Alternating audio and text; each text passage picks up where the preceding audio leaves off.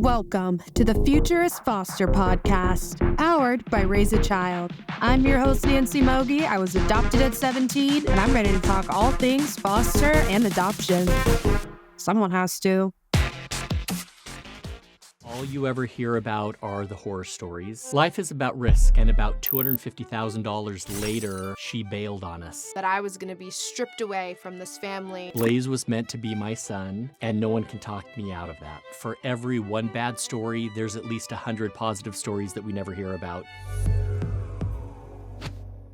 Hello, everyone. My name is Nancy Mogy. This here is the Future is Foster podcast powered by Raise a Child, where we talk about all things foster and adoption.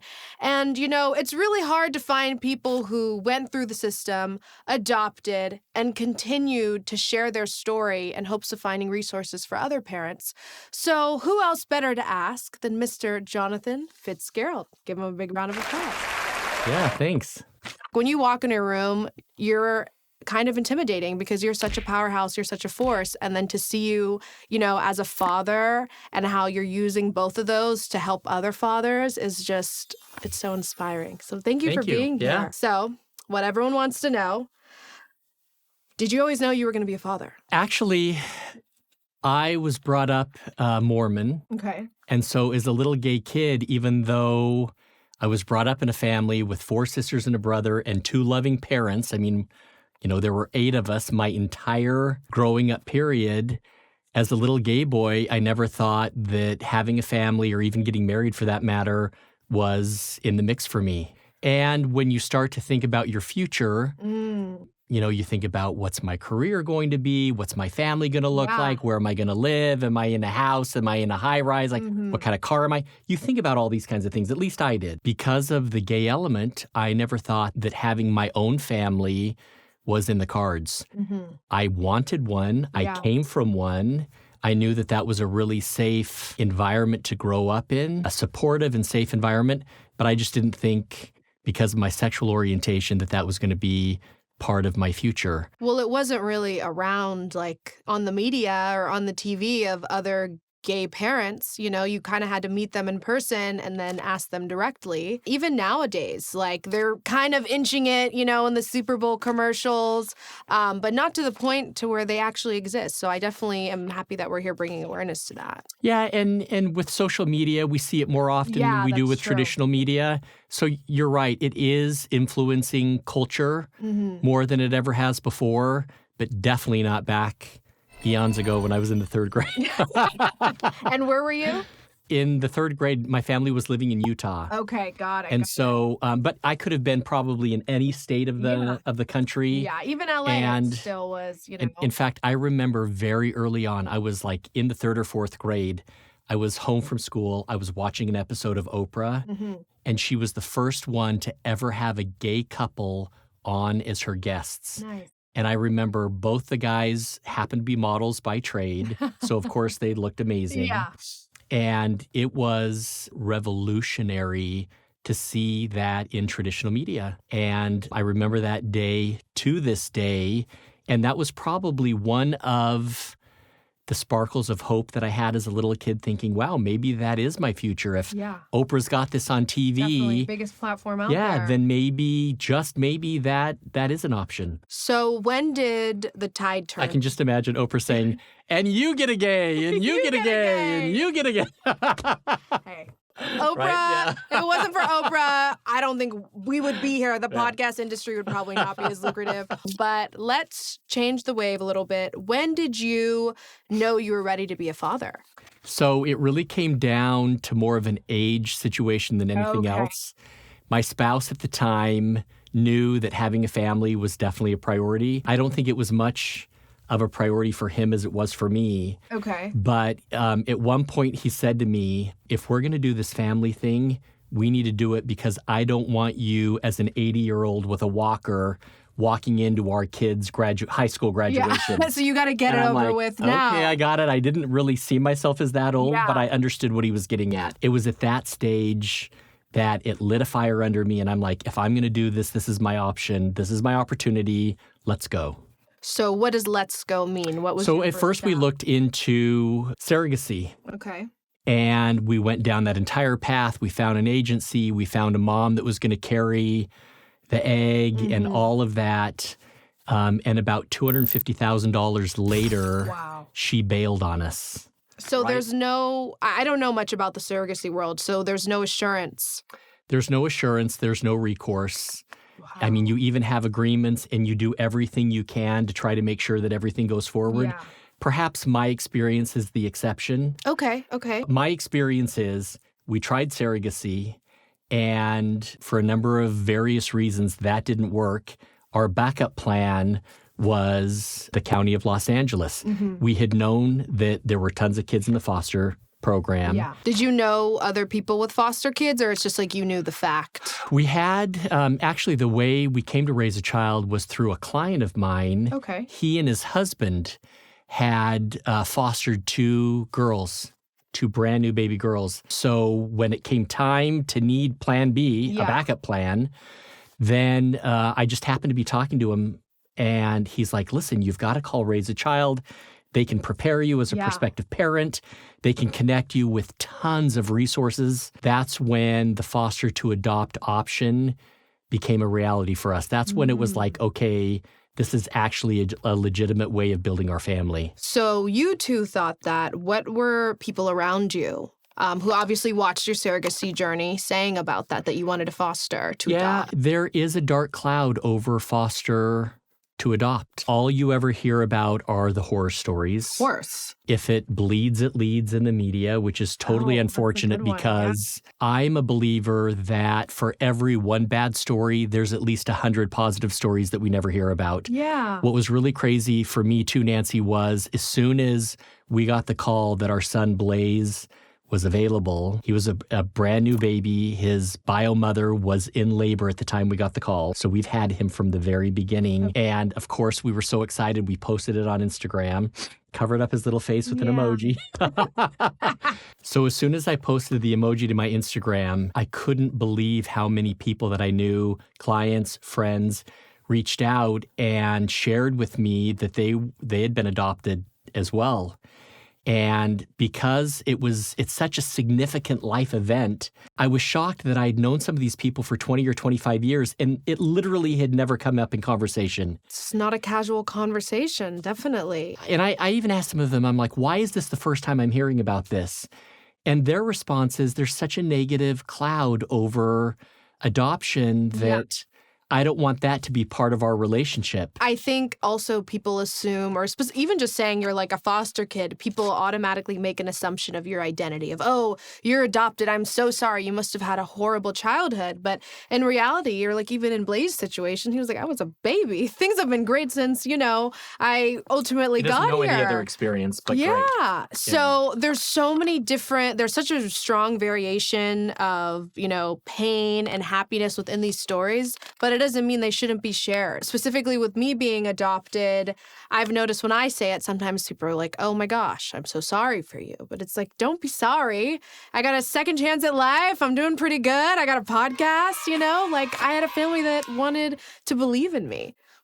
We all have different paths. And as a foster adopt kid, that's just part of your path. And it's nothing to be ashamed about. Again, I wish this negative perception was not there. Yeah. But the fact of the matter is, it's part of someone's identity, for better or for worse. And I think they're not going anywhere. Yeah, I think awareness brings about conversation. And conversation is what will convert those prospective parents out there that foster to adopt is a legitimate path of building your family. Absolutely. And there's no shame in it. In fact, if anything, it's the antithesis of shame. It's finding someone that by no bad means of their own were placed into a less than fortunate situation. Had no choice in the matter. And now this is their opportunity to find you and your opportunity to find them. And that adventure can be whatever you make it. Whatever they went through at whatever point before you got them doesn't have to be, if it was negative, it doesn't have to be part of the journey moving forward. That's why I think it's such a tremendous resource. And to the extent that we can elevate what a great opportunity it is. That's my mission. Specifically, you mentioned you had someone reach out to you about Raise a Child who had experience with them. I think that's really amazing because the organization is literally made to be a resource. And when I found out about them after I had already been adopted and I had told my adoptive parents, they're like, oh my gosh, that's amazing. I wish we would have known about that. So my goal is that we're putting it out there and sharing with people. And even if they're not going to foster or adopt, maybe the next 5 people they talk to, the spark goes off and, the rest is history. Yeah, and it's got to be the right time and place for people. Totally. Ever since I got Blaise, my entire Instagram feed is nothing but him. And I will have friends and contacts reach out to me and say, hey, my wife and I or my husband and I have been thinking about fostering to adopt. Yeah. What is the first step? And that's where I think an organization like Raise a Child can be such a tremendous resource. Even if you have the want, a lot of us don't know what the next step is. Like, do you Google, I want to be a foster parent? Most people probably don't do that. They just don't know what the next step is. And so Raise a Child is one of those organizations that as long as there's a spark of interest in you, we can take that spark of interest and educate, help, prepare. Yes. Prepare. That's such a good word. How did you prepare for this? When you found out that, Blaise was about to be born, what happened next? So as part of the certification process through the county, you have to get a bedroom ready. You have to have diapers and formula and all that stuff, have to hide the right? bleach, everything. Yeah, and all the medications and anything else that the kid could hurt themselves on. And so from a logistical perspective, we were absolutely ready. What we weren't ready for was to go from a couple to a couple with a brand new baby. We walked in, we met Blaise for the first time, and we spent the entire day with him in the hospital. We fed him, we changed him, we watched him sleep the whole 9 yards as a newborn. And then at one point, the nurse walks in with this big grab bag of baby goodies. And she's like, okay, guys, thanks for being adoptive parents. Good luck. That's it. And so I looked at my spouse at the time and I said, hey, grab the bag, let's go. And he looked at me and he goes, what do you mean, let's go? And I'm like, it's time to leave. And he goes, well, they're surely not going to let us leave this hospital with a newborn baby. And I'm like, no, that's what we've been preparing for. So I don't think there's ever a time where you reach no one's that ever preparation. Fully ready. No. Definitely. It's what life puts in front of you. You rise to the occasion and together you figure it out. And it's a good thing that kids are so resilient. Because if they weren't, we'd probably be having a different conversation. Yeah. But it's crazy once you start down that journey, all kinds of people come out of the woodwork and want to be part of that loving bond of friends and family come together. It takes a village. It takes a village. We had my family, my spouse's family, we had friends, we had clients, we had neighbors. All these people came together and in their own way said, this is truly the miracle of birth for you guys. How can we be part of that? Can we babysit? Can we bring you food? Can, we watch Blaise while you take a nap or go to the gym or whatever, right? People wanted to be a part of that. People want to be part of something that is amazing. Absolutely. There's these holes within the system that sometimes prioritize the birth family, even if they're not fit to be parents yet. So do you have anything to say for those parents of like, you had to take that risk. You didn't know you were for sure going to get, this outcome of it. Life is about risk. Yeah. And part of the certification process is understanding that as a prospective parent, you're there to be a resource to the kid, whatever the kid needs. Yeah, not the kid is not an accessory. The kid is not the next thing for you individually or as a couple. You have signed up to be a resource for whatever that kid needs. And sometimes all that kid needs is someone to drive them and pick them up from school. Sometimes they need someone in the evenings, or sometimes they need a forever family. And so that was a really hard lesson to learn because we knew exactly what we wanted. And our certification process said, that may not be what you get. And for you to continue, you've got to get your head wrapped around that. And I'll tell you, Nancy, that was a really hard stumbling block emotionally and mentally for us to get over, but we got over it. Specifically in my experience with my family, I wasn't a baby. I was 13 years old, so I was completely verbal and aware. A majority of my anxiety and fear came from that I was going to be stripped away from this family that I was super attached to. And it was one of their fears as well. They were putting all this time and energy to me, but then on the side, we're having a court battle trying to prove to a judge that I see once every 9 months that my mother was undeemed to take care of me. And no one really talks about the unsurety unless they've experienced it. But I mean, I hope my parents can say the same. We had to take that risk. I don't think I'd appreciate them and love them as much if I didn't have that fear at one point that they were going to be taken away or, I was going to be pushed away. And I'm so happy that now we're on the other side of it all, but it wasn't always that calm for you with Blaise.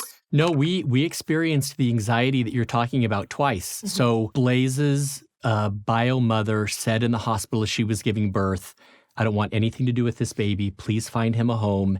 And I don't want any of my family to have anything to do with him. Completely private, closed. And she wouldn't say who the father was, who the biological father was. Okay. So when we got the baby, when we got Blaise, all of our advisors said, this is going to be a pretty streamlined process toward adoption. Okay. You're going to have to foster him because that's part of the program. Yeah. But we're going to get all the ducks lined up to where 6, 7, 8 months later, you're going to go to court and he's going to be yours. Mm-hmm. Nancy, the day we were scheduled for court for Blaise to be ours legally was the day all of the court shut down because of COVID. Wow. So all this emotional energy that went through that first 8 months, knowing at any point someone could knock on our door. He's in your arms every day. And physically take him away. I mean, that is a possibility. Probably not very likely in our situation, but it was a possibility. Yeah. And then the day that we're like, oh my gosh, all of this anxiety no more court is dates. Coming to rest. We got a call from our attorney that said all the courts are closed down because of some virus going around. And no one knew what it was yet. Like, wow. Yeah. So it took a few more months in that. It was still under a year. Still uncertain. That we were able to go from taking Blaise from the hospital to having that document in our hand that said, Blaise is now legally yours. And so that's part of the risk.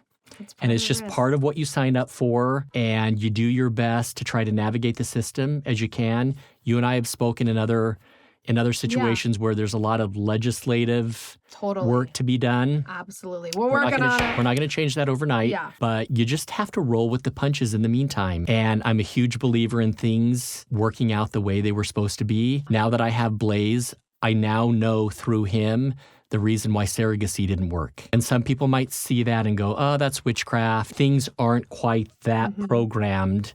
But I'm a believer that Blaise was meant to be mine. Had our surrogacy worked, I would have never been in a situation to go through the county of LA. You wouldn't be an advocate. You wouldn't be sitting here. None of that would be the case. None of that would be the case. This was my path. Blaise was meant to be my son. I was meant to be his dad. And no one can talk me out of that. Absolutely. Bring him in. Come here, Blaise. Let me see you for a minute. Okay. We're just going to talk, okay? Yeah. Should we talk? Yeah. Let's have a man-to-man. Did we? Want to have a man-to-man? Okay, let's do it. Welcome. Well, just so you know, Blaise, you can look at me, anyone, but that's your camera right there. Or there's that camera right there.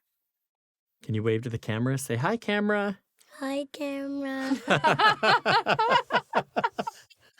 What do you think about what we got going on here? Do you like that we're sharing your story? Yeah? Are you having fun? You know, Blaise, the first time I met you was at the Raise a Child Honors Gala. Do you remember when they were doing the auction and you kept lifting up your number to donate money? I was like, wow, that kid's coming in hard in the paint. What did you do when I gave you that white card? Um, Do you remember? You ran up to the front of the stage and you did what? I'm not sure that's what you did, but so he's in school now. He's in TK. And I think kids his age are still trying to understand the dynamics between couples. And so I picked him up and Blaise said from probably 30 or 40 feet away, you see that tall guy over there? That's my dad. Now, hearing that, you said that. hearing that to someone who didn't think would be a dad at all was Yeah. like amazing, right? But then one of Blaise's Newsflash. classmates came up to me and goes, Blaise says he has 2 dads and no mom. That's weird. And Blaise goes, no, some people have a mom and a dad and some people have 2 dads. That's true. Yeah, huh? It's just different. It's just different. But we That's roll with the new it. normal, huh? You seems to be going pretty good for you, huh, Blaise? Are you having a good time? Well, you seem like a very busy man, Blaise. I know you have a lot of friends, a lot of places to go, a lot of stories to tell. So thanks for lending us your dad and you. Say no problem. No problem. All right. Well, thank you guys so much for joining in to this episode of the Futurist Foster podcast powered by Raise a Child. If you want to know more about Jonathan and Blaise and Raise a Child, feel free to click the link below and keep up with Jonathan and Blaise on Instagram as well. Thank you so much. So is that how people make shows?